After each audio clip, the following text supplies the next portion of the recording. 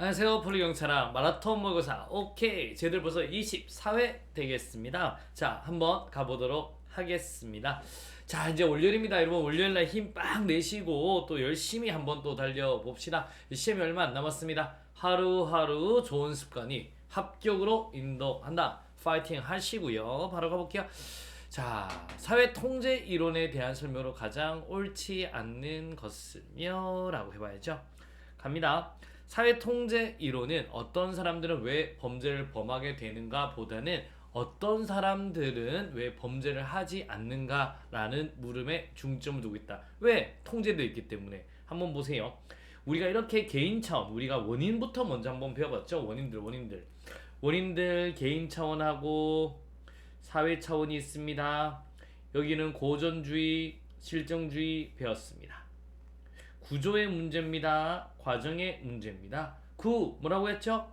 해, 아, 문 이렇게 배웠고요. 하, 통, 나 이렇게 배웠습니다. 아시겠습니까? 이제 우리 통제 이론, 여기에 대한 통제 이론에 대한 이야기입니다. 통제 이론은 뭐 있어요? 유동중견. 무슨 하고요? 유동중견. 동, 중, 견. 학습은요, 나는 배울 거야. 차차차를 이렇게 머릿속에 딱 넣죠. 틀을 머릿속에 넣어두셔야 됩니다. 지금 우리가 문제 보는 건 뭐라고요? 이 통제 이론입니다. 통제 이론. 야, 통제가 되어 있구나. 그래서 깨질까 범죄를 저지른다. 어떤 사람들은 왜 범죄를 범하게 되는가 보다는 어떤 사람들은 왜 범죄를 하지 않는가에 중점을 둔다. 맞죠? 통제 이론은 통제가 됐기 때문에 범죄를 안 저지르는 거예요. 여러분, 유대감이 있어서. 맞죠? 그 다음에 여러분, 우리 전념하고, 오케이? 그 다음에 우리 중화되어서 나쁜 짓 하네. 요거는 그래서 위로 보는 거고. 그 다음에 견제이론, 레크리스. 이렇게 배운 적 있죠? 그래서 어떤 사람들은 왜 범죄를 하지 않아? 왜 통제되어 있어서 범죄를 안 해? 그러면 통제가 깨지면 범죄를 일으키는 거야? 라고 보시면 돼요.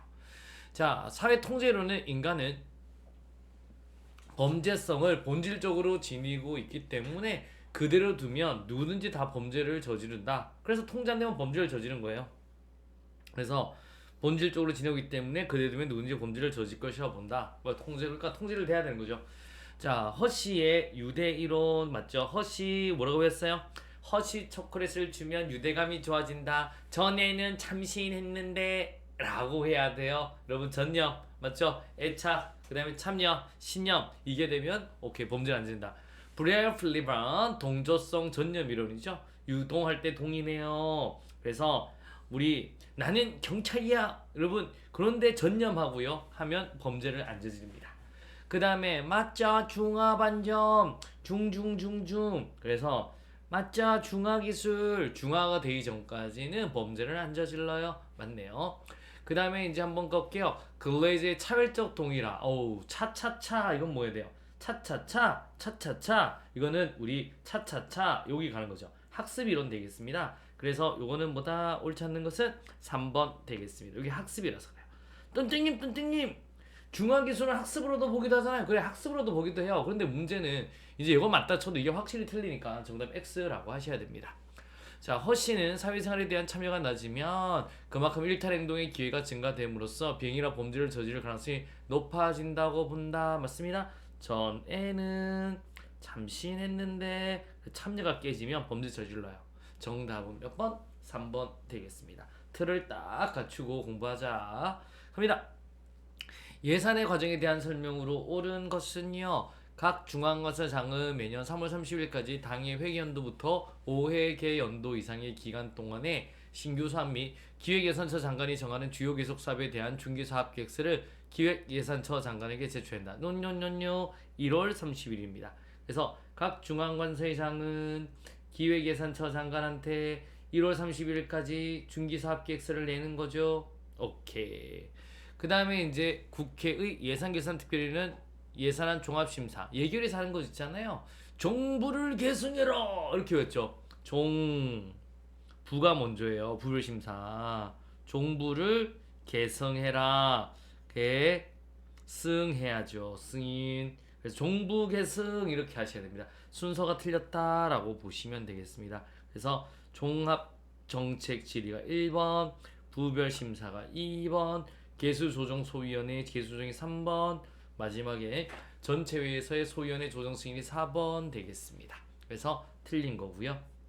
자, 국회는 회기한도 개시 30일 전까지 예산안을 의결하여야 한다. 맞습니다. 그래서 12월 초까지, 12월 1일까지 해야죠. 12월 1일까지. 그래서 예산을 의결한다. 12월 2일까지 해야 된다. 이렇게 보시면 되고요. 정답 몇 번? 3번이 되겠습니다. 자, 4번 한번 가볼게요. 각 중앙상은 예산의 목적 범위에서 재원의 효율적 활용을 위해 대통령으로 전한 바에 따라 기획예산처 장관의 승인을 얻어 장관항의 금액을 전한다. 아니요, 장관항을 바꾸는 거는 이건 뭐예요? 이용입니다. 이용. 그러면 우리 전용하려면 뭐요? 새 항목이다라고 해야 돼요. 새 항목. 장관항 새 항목. 그래서 이게 틀린 거고 새 항목을 전용할 수 있습니다. 장관형을 이용하려고 그러면 이거는 국회 사전 승인을 또 얻어야 돼요. 그래서 정답은 몇 번? 3번이 되겠습니다. 되셨죠? 3번 되겠습니다. 경찰의 통제 유형에 대한 설명 중 옳은 것은요. 자, 사전사후 이런 거 배우고 대내 대외 이런 거 배워야 된다 그랬죠? 행정절차법은 사전, 국회 예산 결산권은 사전, 노노노노. 요게 뭐예요? 결산권은 사후 통제다라고 하셔야 돼요. 뭐라고요? 사후 통제. 이렇게 보셔야 됩니다. 절차는 사전 맞고요. 국가인권에는 통제는 협의 행정 통제로서 외부 통제. 노노노노. 협의가 아니고요. 뭐예요? 광의다라고 하셔야 돼요. 뭐라고? 광의의. 그러니까 국가인권에는 어디 소속도 아닙니다. 그래서 넓은 의미의 행정 통제로 본다라고 보시면 되겠습니다. 자, 행정예고제의 상급 기관의 하급 기관에 대한 감독권은 사전 통제. 행정예고는 사전 통제 맞습니다. 상급 기관의 하급 기관에 대한 감독은 잘못했을 때 감독하잖아요. 여러분 이거는 사후 통제다라고 보셔야 돼요. 뭐라고요? 사후 통제 보시면 되겠네요. 자, 경찰의 위법 또는 부당한 처분에 대한 행정심판 제도는 행정통제로서 외부 통제에 해당한다. 여러분 맞습니다. 그래서 행정심판 오케이, 행정통제 맞고요. 외부 통제입니다. 그러니까 경찰 빼고 하는 건 다 외부 통제예요. 정답은 몇 번? 4번이 되겠습니다. 어려움이 없다 갑니다. 자, 행정법의 일반 법원칙에 대한 설명 중 가장 적절하지 않는 것은요. 자, 1번은 신뢰보건칙 같네요. 폐기물 처리업에 대해서 사전에 관할 관청부터 적정 통보를 받았어요. 그러면 이제는 우리 오케이 확약받았죠. 막대한 비용을 들여 허가 요건을 갖춘 다음에 허가 신청했어요. 그러니까 그거를 신뢰하고 후행행위를 했네요. 허가 신청을 했으면서도 관할 관청부터 다수 청소업자의 난립으로 안정적이고 효율적인 청소 업무의 수행이 지향했다는 이유로 오케이 불허가 처분을 받았죠. 이거 안 되지. 이 처분은 신뢰보호 원칙 위반으로 위법한 처분에 해당합니다. 맞는 말 되겠습니다. 내가 믿었잖아요. 믿고 내가 잘못이 없잖아요. 잘못 없고 믿었기 때문에 내가 열심히 그에 대한 또 행위를 했고, 그런데 이제 안 된다라고 하면 신뢰보호 원칙 위반이죠. 맞는 말 되겠습니다. 자, 지방자치단체장이 사업자에게 주택사업 계획 승인을 하면서 그 주택사업과는 아무런 관련이 없는 토지를 기부 체납하도록 하는 부관. 여기서 중요한 건 이거예요. 아무런 관련이 없는 토지를 기부 체납하도록 하는 부관. 주택사업계획 승인을 붙이면 이거 안 되네. 부당결부금지 원칙에 위반돼요? 위반하다. 맞죠? 아무런 관련이 없으니까 안 되는 거예요? 그럼 부당결부가 됩니다. 같은 정도의 비위를 저지른 자들 사이에 있어서도 그 직무의 특성, 비위의 성격 및 정도를 고려하여 징계 종류의 선택과 양정을 차별적으로 취급하는 것은 합리적 차별로서 평등 원칙에 반하지 않는다. 맞습니다. 그래서 우리는 다른 것을 다르게, 자, 같은 것은 어떻게 한다? 같게, 다른 것은 다르게. 그때 합리적 이유가 있으면 돼요. 그래서 우리는 수직적 형평이죠. 다른 것은 다르게. 합리적 차별을 강조합니다. 그래서 틀렸지 않다. 합리적 차별은 평등 원칙에 반하지 않는다. 다른 것은 다르게, 같은 것은 같게, 다른 것은 다르게. 그때 합리적 이유가 있으면 돼요. 자, 4번 한번 가보도록 할게요. 적법 및 위법을 불문하고 재량준칙에 따른 행정관행이 성립한 경우라면 행정의 자유구속 원칙이 적용될 수 있다. 노노노노. 적법만 돼. 위법은 안 돼요.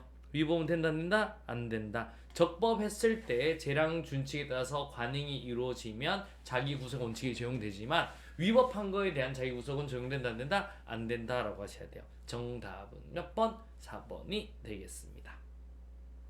5번 되겠습니다. 공공기관의 정보 공개에 관한 법률에 대한 설명으로 가장 적절한 것은요.